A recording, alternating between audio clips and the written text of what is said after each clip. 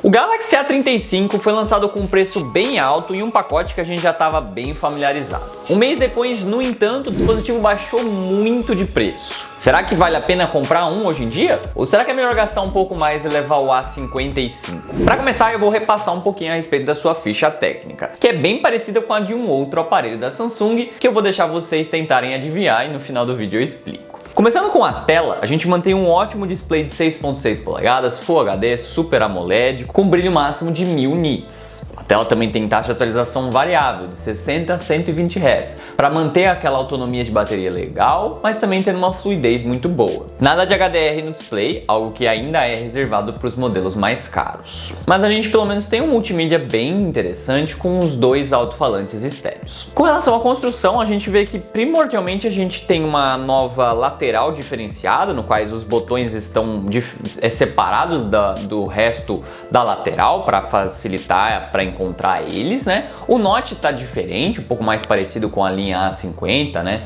No qual não está mais em formato de gota, está mais camuflado no meio da tela. A gente também tem lateral de plástico, vidro Gorilla Glass Victus Plus na frente, algo que é bem interessante, uma melhoria com relação ao Gorilla Glass 5 da geração anterior. Com relação ao processador, aqui a gente já tem um conhecido Exynos 1380, atrelados a 6 GB de RAM ou 8 GB de RAM. Olhando em benchmarks, a gente vê que não tem lá uma grande diferença em números com relação ao A34, com seu processador MediaTek. Basicamente a diferença maior vai ser que esse processador é um pouco mais novo, mais avançado, um pouco menor e assim um pouco mais eficiente também. Enfim, o que vai significar isso no dia a dia? Esses 6 GB de RAM com esse chipset é sim suficiente para que travamentos não sejam comuns. No dia a dia ali e tudo mais, nos seus games e etc. Eles vão rodar em boas qualidades, sem muitos travamentos em games nem nada do gênero. Agora, sim, vai acontecer aquela congelada eventual, saindo e entrando e tudo mais, que a gente espera, infelizmente, atualmente, de um modelo com 6 GB de RAM. Atualmente ainda é suficiente no sentido de eu dizer que eu tenho um desempenho competente.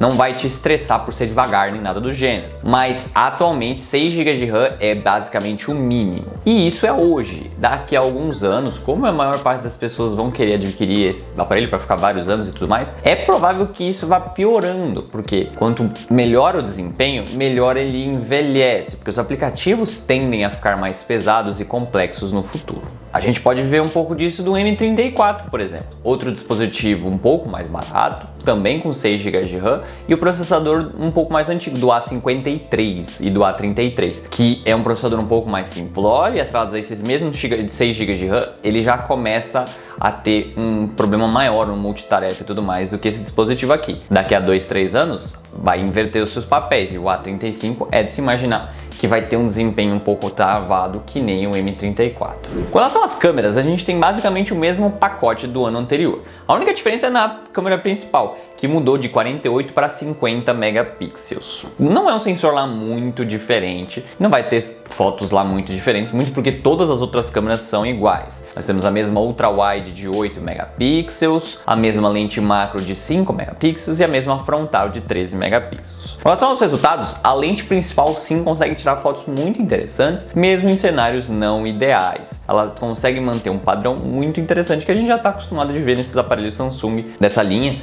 A 30 e a 50 já tem câmeras bem interessantes já faz alguns anos. Aqui não é nada diferente, com certeza. Por mais que a gente não teve uma melhora muito significativa, a gente ainda tem câmeras bem competentes, pelo menos com resultados legais na principal. A ultra-wide, sim, é bem mais fraca. A macro mais fraca ainda, no qual é até difícil de encontrar alguns cenários em que ela se sai bem em si. E a frontal, a mesma coisa que a ultra-wide. Também é simples, tem alguns, em cenários ideais você até vai conseguir fotos razoáveis e tudo mais, mas são câmeras simplórias, com certeza. Com relação à gravação, no entanto, a gente tem 4K 30 fps na principal traseira e na frontal, algo que não é tão comum assim nessa faixa de preço. Passando para a bateria, a gente tem os mesmos 5.000 mAh que a geração anterior, portanto era de se imaginar que a gente tivesse a mesma autonomia. Mas como eu falei, esse processador é um pouco mais eficiente e no qual a gente sim consegue uma melhora, por mais que bem leve quando a gente olha ali em resultados do Tudo Celular. Nos meus testes, rodando o teste de estresse de bateria do Antutu, que vai de 100% a 5% da bateria, no qual estressa muito o dispositivo e tudo mais, ele conseguiu ali próximos a 5 horas e 20 minutos,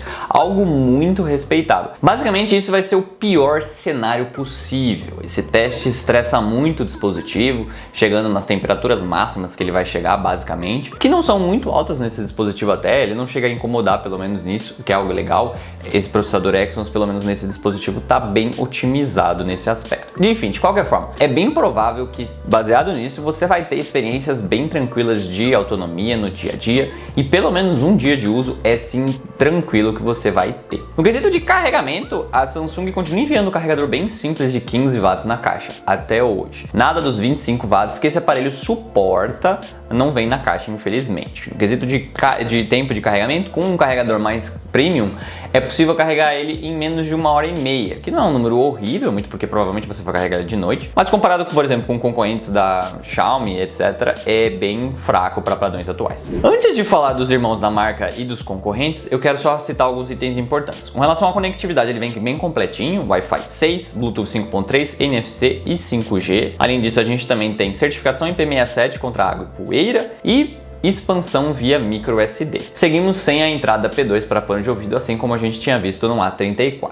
Com relação às atualizações, o modelo foi prometido 4 grandes atualizações e 5 anos de suporte de segurança, ou seja, até o Android 18 e até 2029. Bem interessante. Enfim, para vocês que perceberam, sim, esse dispositivo aqui é extremamente parecido com o A54. Eu vou fazer um vídeo logo a respeito da diferença mais específica desses dois dispositivos, mas basicamente essa linha A desse ano, de 2024, essa reutilização de aparelhos do passado está se tornando cada vez mais comum. O A25 5G, por exemplo, é basicamente o M34, o A05S é basicamente o A23. Basicamente o que a Samsung aparentemente tá fazendo é pegar o dispositivo um pouco mais caro do ano anterior e baixar ele de categoria e melhorar apenas os modelos mais caros. Com relação aos preços, o dispositivo foi lançado custando a partir de R$ 2.700, preço bem salgado. Mas ele vinha ali com a Galaxy Fit 3 de brinde, né, que até hoje custa entre 400 e 500 reais e tudo mais. Mas basicamente depois desse período de lançamento ele baixou muito de preço e atualmente ele esteve próximo em promoções a R$ 1.600 na sua versão 6 GB de RAM e na sua versão 256 com 8 GB de RAM ele pula para perto dos 1.900. Se você pretende ficar mais tempo com o dispositivo e dar importância para o desempenho, eu diria para você evitar a versão de 6 GB de RAM. Daí você vai te sobrar com duas opções. Ou você economiza e vai com o A54, que recentemente inclusive esteve mais barato do que o A35 de 6 GB de RAM. A gente lembra que ele já vai ter 8 GB de RAM, câmeras um pouco melhores, tela até um pouco melhor. E basicamente é o mesmo aparelho. Claro, você vai ser um ano mais velho, portanto vai ter um ano a menos de atualização. Mas por um ano a menos, você vai piorar o desempenho por conta disso? Eu acho que não vale a pena o A35 6 GB de RAM. Agora, se você está disposto a gastar um pouco mais, eu também não iria com a versão 8 GB de RAM, pular por volta dos 1.900. Isso porque o A55 tá na faixa até um pouco mais barato, na faixa inicial ali de 1.700, 1.800 reais. E de base, ele também já vem com 8 GB de RAM. E com relação ao A35, ele vai ter as câmeras melhores do A54, bateria ainda melhor do que esse A35, como a gente vê em alguns testes mais recentes, como o do GSM Arena, e um desempenho melhor, não só com mais GB de RAM, mas com um processador melhor, o Exynos 1480, que,